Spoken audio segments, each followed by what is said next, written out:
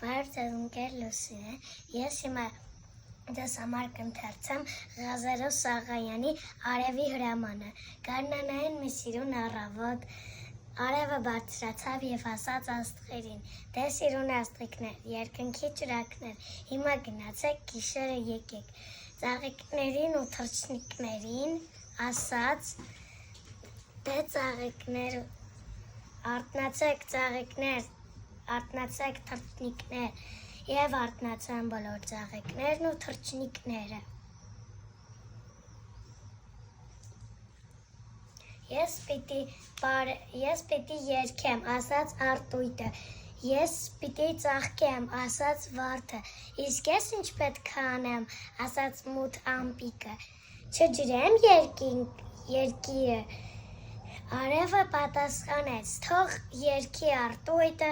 թող ծաղկի վարդը, իսկ մութ ամպիկը թող ջրով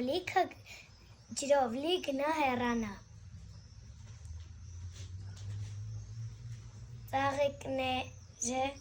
Ծաղիկները բացվեցին, թռչնիկները երգեցին,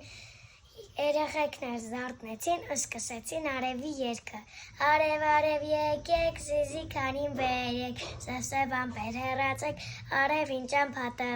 թողեք նա գա մեզ մոտ, նրա լույսին եմ կարոտ, կարմիր արև եկեք, զիզի քանին բերեք։